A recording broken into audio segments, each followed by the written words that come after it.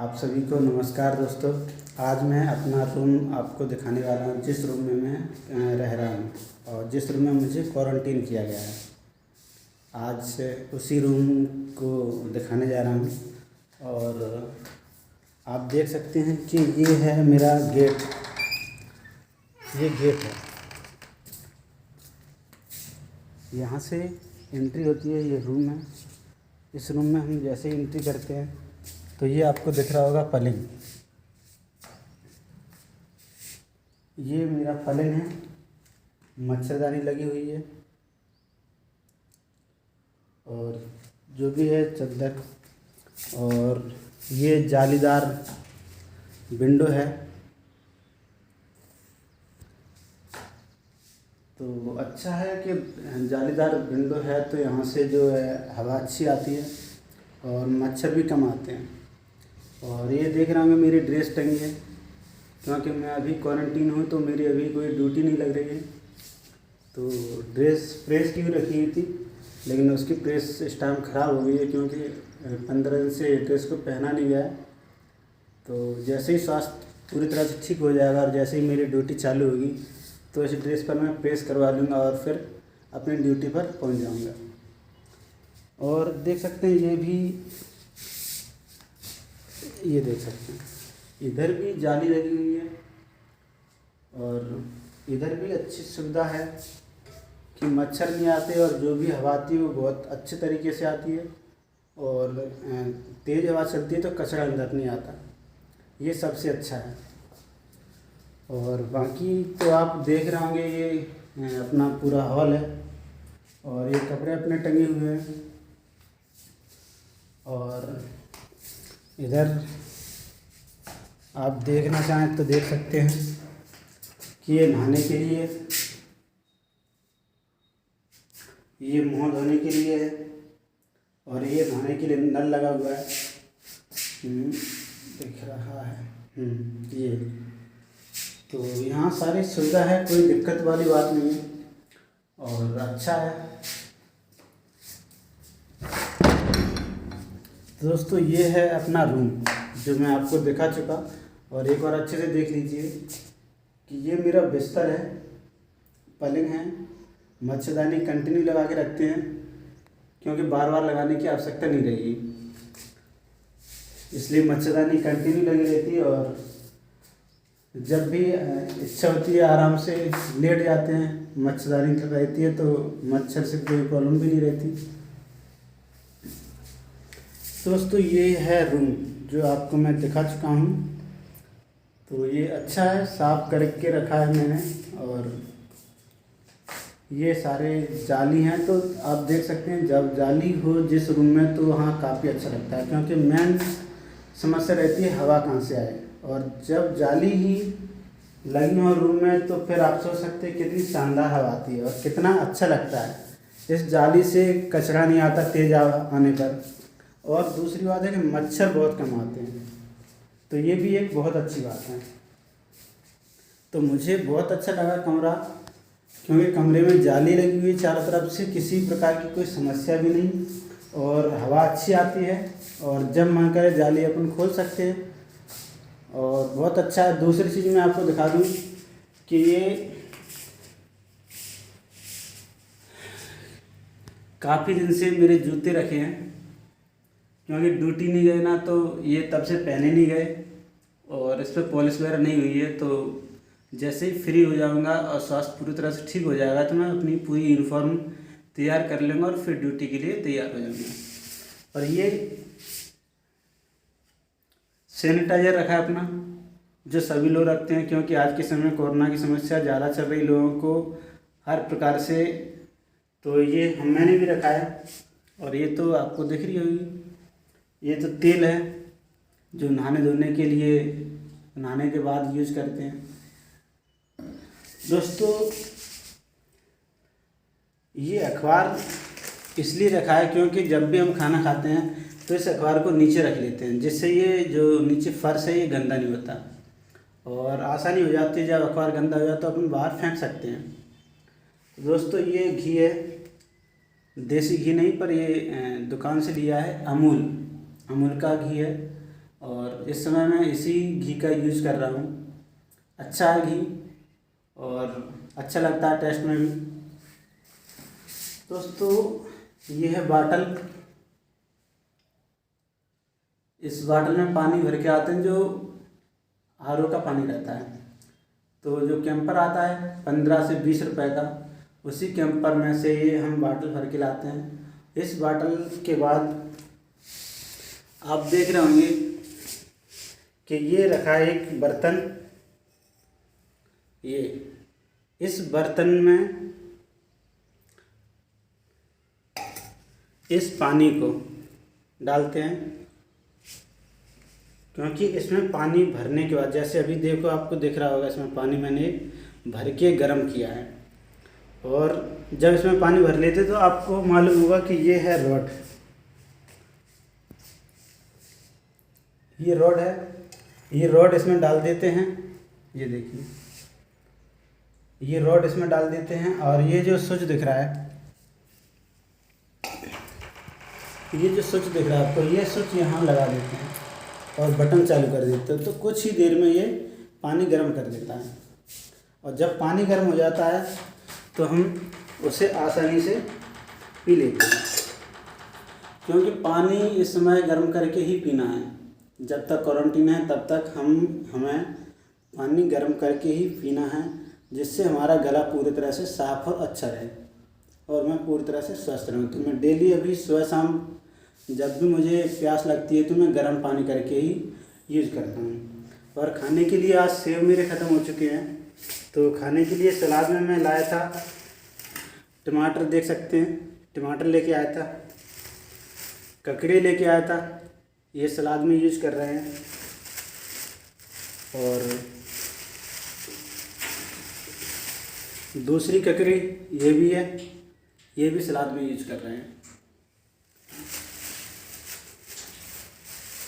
और प्याज भी रखी है काफ़ी सारी, इसका भी यूज कर रहे हैं। तो खाने में कोई समस्या नहीं, खाने में अच्छा खा रहे हैं। और सुबह नाश्ता कर लेते, सेव हैं, चने हैं, इसका नाश्ता करते। पर आज सेव ख़त्म हो गए हैं, सेव में मंगा लूँगा अब, कोई फ्रेंड जब जाएगा तो। ये मेरा टिफ़िन है जिसमें मेरा खाना आता है मैस से। और मैस का खाना आप जानते हैं, मैस का खाना बहुत अच्छा बनता है। तो दोस्तों यही मेरा टिफ़िन है, इसी में मेरा खाना आता है और मैं फिर उसके बाद खाना खा लेता हूँ। ये थाली है,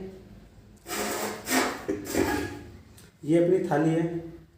जब थाली में खाना खाना रहता है तो अपन थाली में खाना रख के खा सकते हैं और आसानी होती है और अच्छा भी लगता है। तो दोस्तों ये सब चीज़ तो मैं आपको बता चुका। अब मैं आपको बता दूं कि जो मुझे टैबलेट दी गई, ये देखिए, ये टैबलेट खाने के लिए दी गई है डेली। ये टैबलेट खाने के लिए डेली दी गई है 10-10। और ये टैबलेट दी गई है, ये पैरासीटामोल है। कौन सी है? से आप देख सकते हैं कि ये है पैरासीटामोल। कौन सी है? पैरासीटामोल। जबकि आप सभी को पता है पैरासीटामोल हो या कॉमिप्लेम हो, तो ये टैबलेट सिर्फ जब यूज़ किया था जब हमें या किसी को बुखार हो, बुखार उतारने के लिए इस टैबलेट का यूज़ किया जाता है। लेकिन मुझे बुखार सिर्फ फर्स्ट डे आया था जिस दिन मैं हॉस्पिटल दिखाने गया था, बस उस दिन मुझे बोतल लगी थी तो, और उसके बाद मेरा बुखार हमेशा के लिए चला गया था, बिल्कुल ही बुखार नहीं आता। उसके बाद भी ये टैबलेट हमारी कंटिन्यू वहाँ चलती रही। जब डॉक्टर साहब से पूछा तो उन्होंने बोला कि वो चलने दो, कोई दिक्कत नहीं। और जो एक सिस्टर सी नर्स, उन्होंने बोला कि ये बुखार जब आता है जब यूज़ करना है, जब भी खाना है। तो मैं इस टैबलेट को जब मुझे लगता था कि कभी कभार खा लेना चाहिए, फिर भी लेकिन मैंने इसको डॉक्टर की बात मानी और कंटिन्यू टैबलेट ये खाई। इसके साथ में 2 टैबलेट और दी गई हैं, एक ये दी गई है और अभी ये जो क्वारंटीन डिस्चार्ज होकर आए थे क्वारंटीन में, तो उसके लिए दी गई है। दूसरी ये टैबलेट है। अब दोस्तों आप देख सकते हैं कि इतना हम खाना नहीं खा सकते। क्या नहीं कर सकते? खाना नहीं खा सकते। उससे ज़्यादा ये देखो, उससे ज़्यादा ये टैबलेट दी गई है।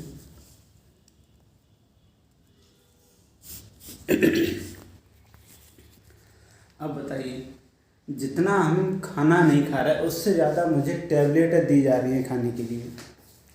और हॉस्पिटल में भी यही चलती थी कि 3 से 4 टैबलेट सुबह शाम खाना ही है। और कौन भी पैरासीटामोल तो कंटिन्यू रहती थी, पर साथ में और भी टैबलेटें रहती थी। हो सकता है वो कैल्शियम की हों, विटामिन की हों, किसी भी चीज़ की हों, बहुत अच्छी होंगी और उससे काफ़ी मुझे भूख लगती थी। तो मेरे जो खाने की इच्छा थी वो इतनी ज़्यादा हो गई थी कि जो भी मुझे दिखती खाने वाली चीज़ तो मुझे लगता है कि इसको खा लेना चाहिए। तो मैंने काफ़ी चीज़ें खाई हैं हॉस्पिटल में। मैंने पपीते मंगाए, वो भी खाए, सेब मंगाए, वो भी खाए, और भी चीज़ें खाई हैं। और भूख तो इतनी तेज़ हो गई कि जहाँ मैं 3 रोटी खा रहा था तो मेरी सीधे 4 रोटी 5 हो गई। और आज की स्थिति में मुझे 6 से 7 रोटी 8 तक खा रहा हूँ।